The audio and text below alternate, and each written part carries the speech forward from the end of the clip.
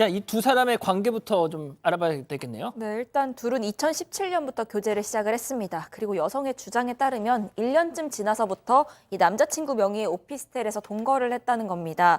이 남성은 미혼이었고요. 여성은 이혼한 지 오래된 상태였습니다. 아이가 2명 있었습니다.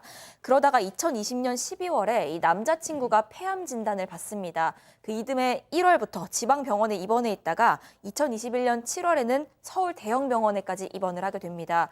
그리고 입원한 지 일주일 만에 이 남자친구는 의식불명 상태에 빠집니다. 자, 그러면 두 번째 사건 체크포인트 짚어보죠. 혼수 상태 중에 혼인신고를 했다. 자, 이 남자친구 시간적으로 봤을 때는 2020년 12월 달에 이 남자친구가 폐암 진단을 받습니다. 그리고 2021년 1월 달에 광주 소재 병원에 입원을 하고요. 그 다음에 좀 안 좋아져서 7월 달에 서울 소재 대형 병원으로 전원을 하는데 그 이후에 한 일주일 정도 있다가 좀 의식불명의 상태에 빠졌고 그때 이제 본인이 전입신고를 하면서 혼인신고를 동의 없이 제출을 합니다. 8월 달 초반에 8월 중순 8월 13일 날 남자친구 사망했는데 그 직후에 자동차 상속 포기세 등 그 어머니가 있는데 남자친구 어머니의 주민번호나 주소 그리고 인장까지 찍어서 그것을 제출을 합니다. 아니 근데 그 일단 결국 그래가지고 이 여성은 허위 신고한 혐의로 혼인 신고를 허위로 한 혐의로 이제 재판에 넘겨졌는데 소장님 아무리 그래도 네. 혼인 신고를 아니 그래도 어느 정도 지금 뭐 만나는 사이이기도 했고 네. 뭐 결혼까지 그래도 어느 정도 뭐 물밑에서 뭐 얘기가 있었으니까 저러지 않았겠어요?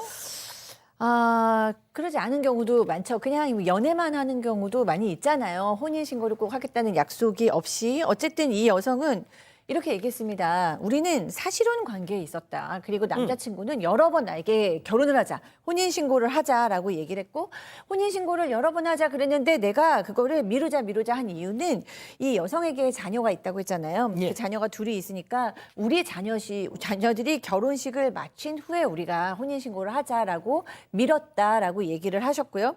그리고 또 이 남성이 중환자실에 입원해서 아프면서도 우리 혼인신고하자라고 얘기를 했는데 이 여자가 아니 당신 병이 난 다음에 우리가 혼인신고하자라고 본인이 미뤘다라고 이야기를 했습니다.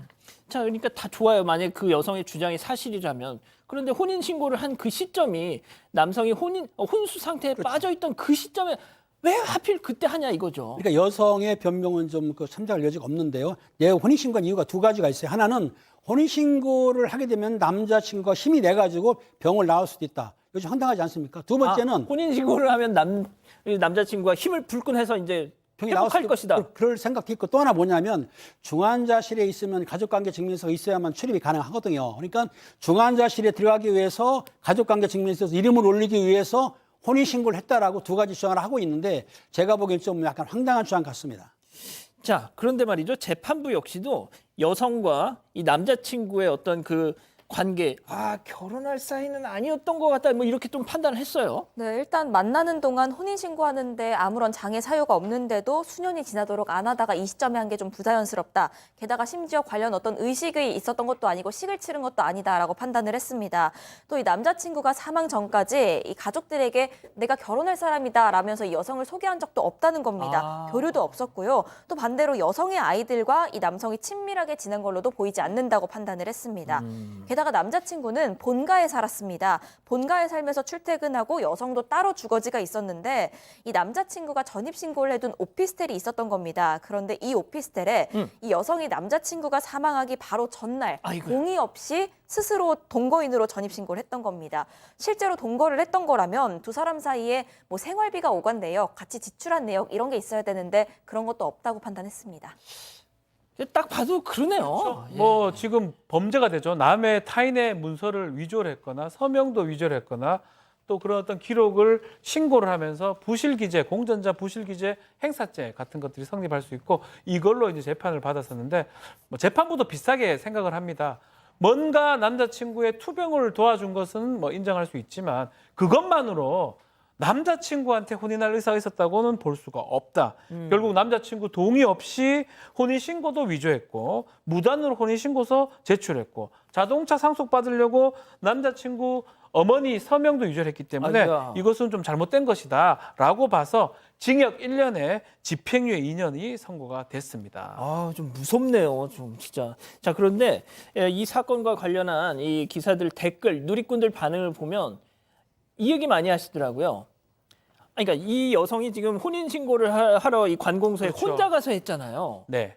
아니, 혼자 가서 하니까 이런 일이 자꾸 벌어지는 거 아니냐. 실제로 이제 혼인 신고할 때 뭐 1인이 하고 그 사람 동의를 받아서 증인 같은 걸 기재를 하면 될 수가 있습니다. 지금 기준으로도. 그래서 문제가 되는데 계속적으로 이렇게 무단으로 혼인신고하는 문제가 생기니까 이 가족관계 등록 등에 관한 법률에 이 좀 예외적인 걸 좀 포함해 놨어요.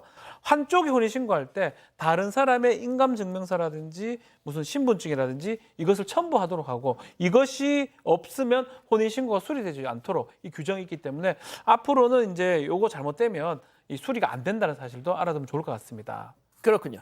자, 두 번째 사건 정리하고요. 이 사건의 진실을 추적하고 싶으십니까? 그렇다면 사반 채널을 구독해 주세요. 지금까지 이자연 기자였습니다.